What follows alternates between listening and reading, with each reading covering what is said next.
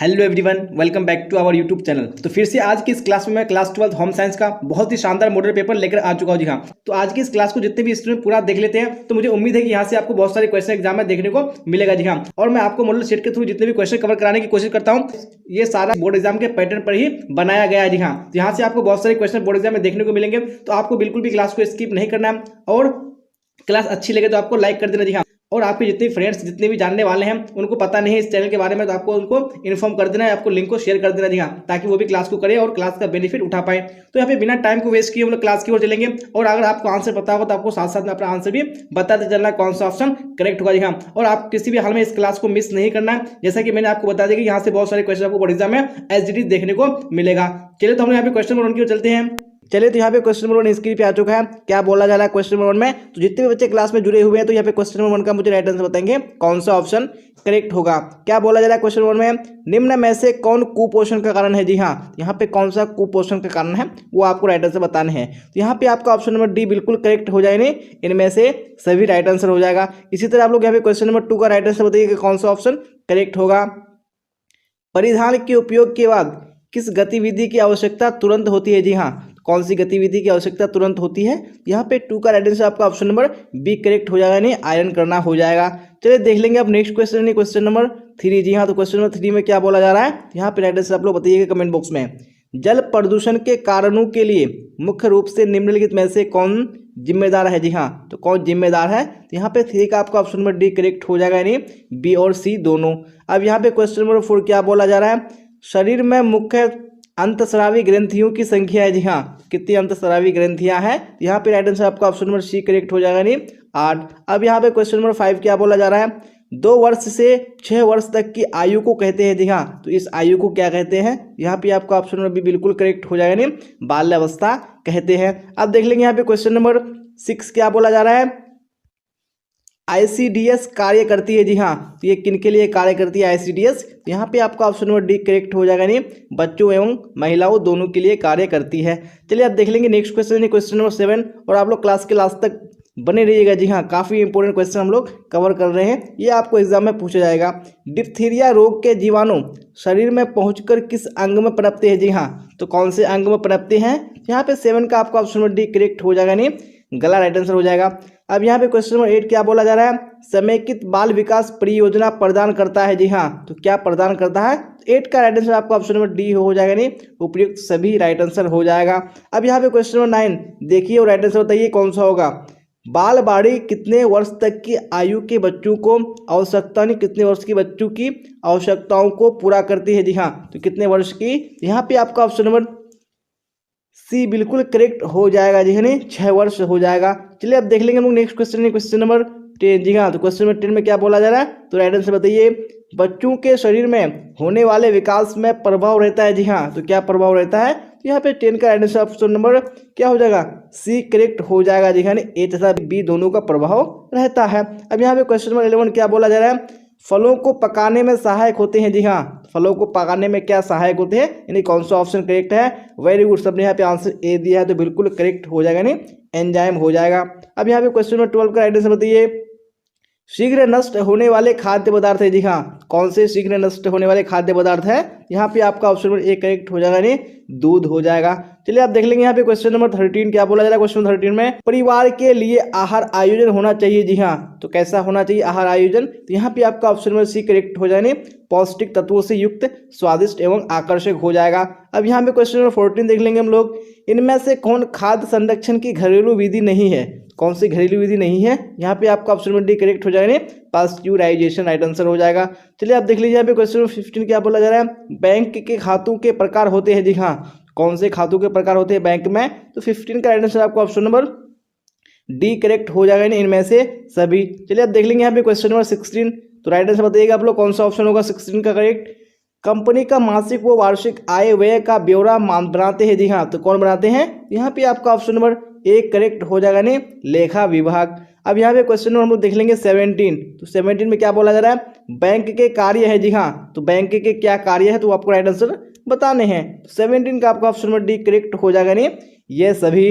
अब यहाँ पे क्वेश्चन नंबर 18 दिया हुआ है, बच्चों को पूरक आहार कितने माह के बाद से देना चाहिए? तो कितने माह के बाद से देना चाहिए? तो यहाँ पे आपका हो जाएगा ए नहीं, 6 माह के बाद से देना चाहिए।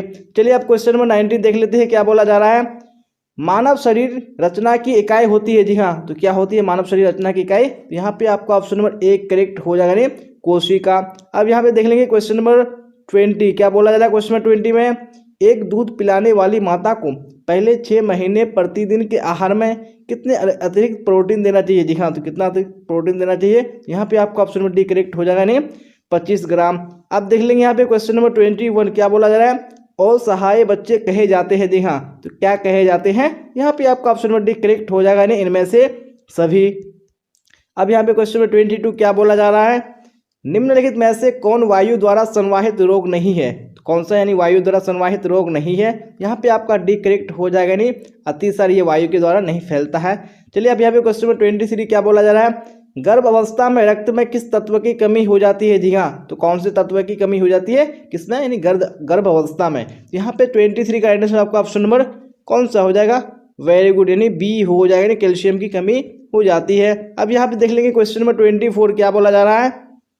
धात्री अवस्था में कितनी अतिरिक्त कैलोरी की आवश्यकता होती है? जी हाँ, तो कितनी अतिरिक्त कैलोरी की आवश्यकता होती है? यहाँ पे आपका ऑप्शन नंबर सी करेक्ट हो जाएगा, नहीं 700। अब देख लेंगे यहाँ पे हम क्वेश्चन नंबर 25, भोजन को छूने से पूर्व एवं पश्चात हाथ धोने चाहिए। जी हाँ, तो किस चीज़ से धोने चाहिए? यहाँ पे आपका सी करेक्ट हो जाएगा, नहीं साबुन से धोने चाहिए। चलिए अब इसी तरह नेक्स्ट क्वेश्चन देख लेंगे हम लोग क्वेश्चन नंबर 26। जी हाँ, तो आप लोग क्वेश्चन नंबर 26 का राइट आंसर बताइएगा कमेंट बॉक्स में। नहीं मधुमेह में किस प्रकार का आहार देना चाहिए? जी हाँ, तो किस प्रकार का आहार देना चाहिए?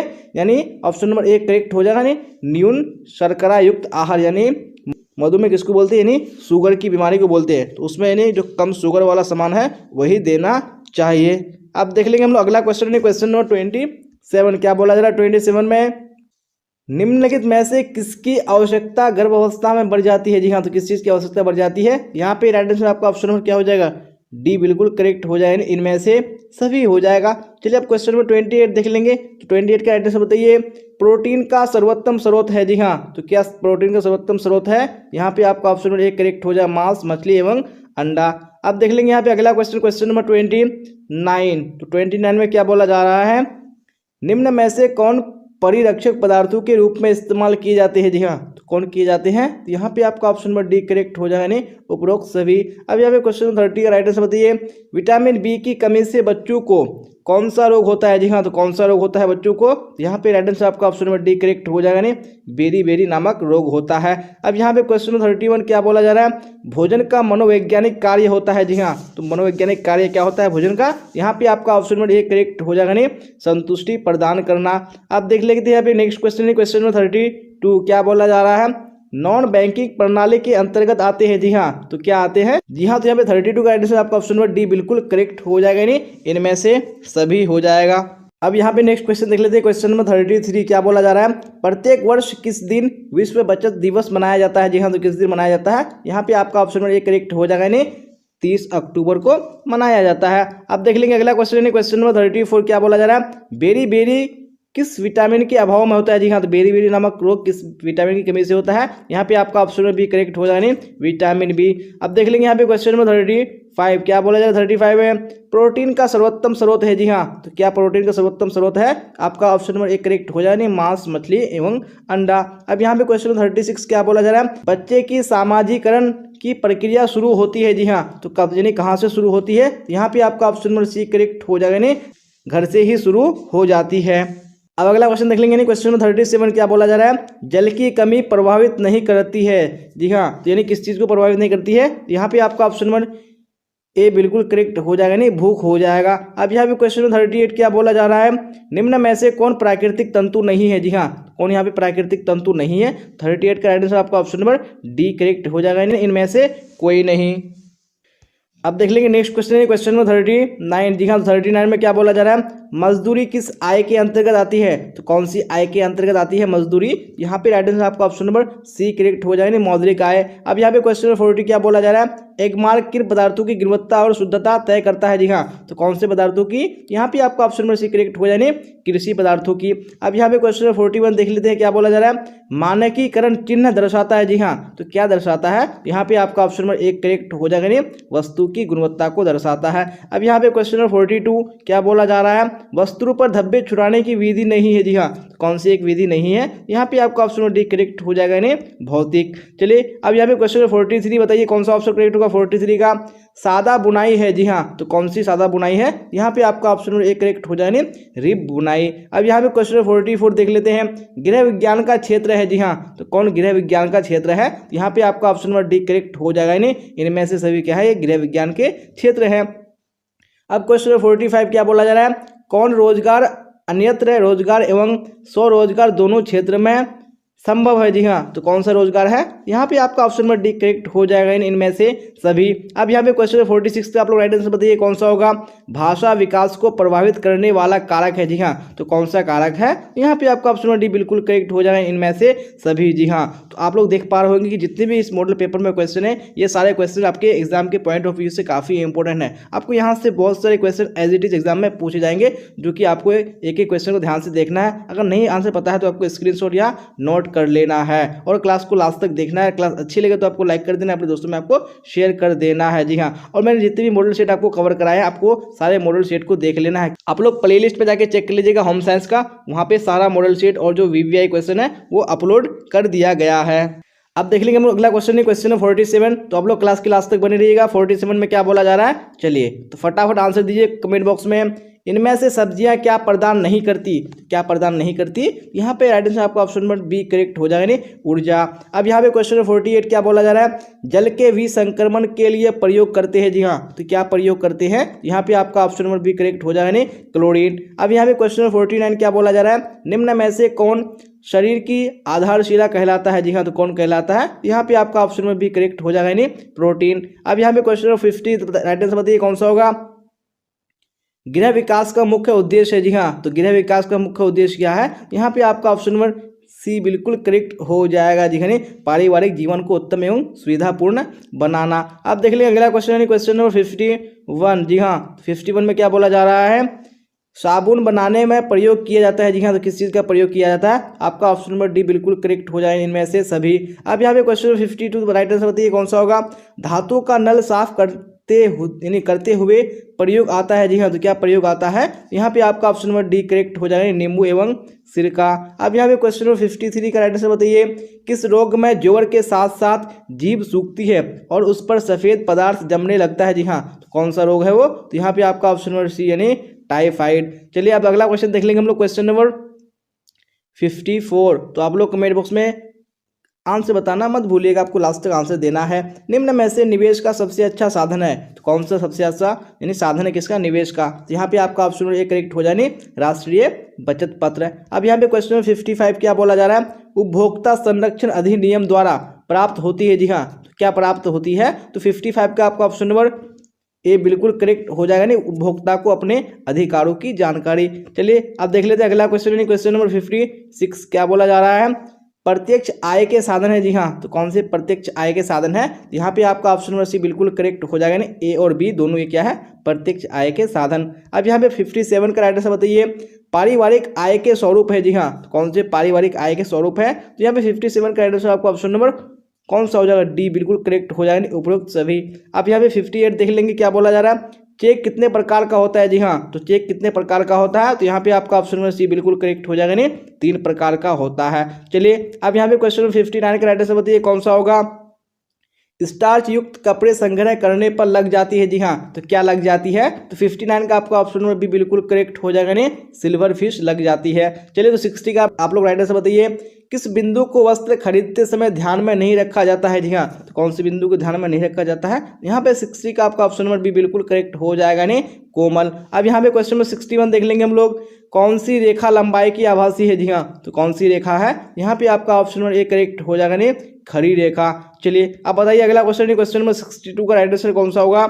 परिधान का चुनाव कैसे करना चाहिए। जी हाँ, तो कैसे करना चाहिए परिधान का चुनाव, तो यहाँ पे आपका ऑप्शन नंबर डी बिल्कुल करेक्ट हो जाएगा, नहीं इनमें से सभी हो जाएगा। चलिए आप क्वेश्चन नंबर 63 राइट आंसर बताइए, निम्न में से कौन वानस्पतिक धब्बा है। जी हाँ, तो कौन सा वानस्पतिक धब्बा है, यहाँ पे आपका ऑप्शन नंबर ए करेक्ट हो जाएगा, नहीं कॉफी।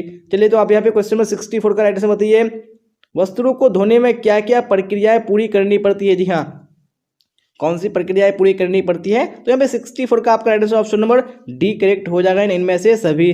चलिए अब नेक्स्ट क्वेश्चन देख लेंगे हम लोग, क्वेश्चन नंबर 65 क्या बोला जा रहा है, बनारसी ब्रोकेट वस्त्रों को डैश बैग में रखना चाहिए। जी हाँ, तो कौन से बैग में रखना चाहिए, यहाँ पे आपका ऑप्शन नंबर बी करेक्ट हो जाएगा, नहीं डस्ट प्रूफ बैग। चलिए अभी हमें क्वेश्चन नंबर 66 का राइट आंसर बताइए कौन सा होगा, कपड़े के चयन में क्या देखना चाहिए। जी हाँ, तो क्या देखना चाहिए, यहाँ पे आपका ऑप्शन नंबर एक करेक्ट हो जाएगा, नहीं मजबूती। चलिए अब देख लेंगे नेक्स्ट क्वेश्चन, क्वेश्चन नंबर 67। जी हाँ, तो क्वेश्चन नंबर 67 का आप लोग राइट आंसर बताइए कमेंट बॉक्स में, कौन सा ऑप्शन करेक्ट होगा, इनमें से कौन सी धुलाई की विधि है, तो कौन सी धुलाई की विधि है, यहाँ पे आपका ऑप्शन नंबर सी करेक्ट हो जाएगा, नहीं मशीन से धुलाई। चलिए अभी क्वेश्चन नंबर 68 स्क्रीन पे आ चुका है, क्या बोला जा रहा है, मानव की मूल आवश्यकता नहीं है, तो कौन सी मानव की मूल आवश्यकता नहीं है, बिल्कुल ऑप्शन नंबर एक करेक्ट हो जाएगा, नहीं मनोरंजन क्या है मूल आवश्यकता नहीं है। चलिए देख लेंगे अगला क्वेश्चन, क्वेश्चन नंबर 69। जी हाँ, क्या बोला जा रहा है क्वेश्चन नंबर 69 में, यहाँ पे आप लोग राइट आंसर कमेंट बॉक्स में फटाफट बताइए, मानकीकरण चिन्ह देने का कार्य किस संस्था द्वारा किया जाता है। जी हाँ, तो कौन सी संस्था है, यहाँ पे आपका ऑप्शन नंबर कौन सा करेक्ट हो जाएगा, बी करेक्ट हो जाएगा। जी हाँ, भारतीय मानक ब्यूरो हो जाएगा। चलिए आखिरी क्वेश्चन देख लेंगे आज की इस मॉडल पेपर का, क्या बोला जा रहा है, निम्न में से किस अवसर पर विशिष्ट परिधान की आवश्यकता नहीं होती है। जी हाँ, कौन सा अवसर पर नहीं होती है, यहाँ पे आपका ऑप्शन नंबर सी बिल्कुल करेक्ट हो जाएगा। जी हाँ, नहीं जन्म राइट आंसर हो जाएगा। चलिए तो इसी क्वेश्चन के साथ हम लोगों ने जो आज का इंपॉर्टेंट मॉडल सेट है बिल्कुल कंप्लीट कर लिया है। तो आप लोग बताइएगा कि आप लोगों ने 70 क्वेश्चन में कितने क्वेश्चन के आंसर करेक्ट किए हैं।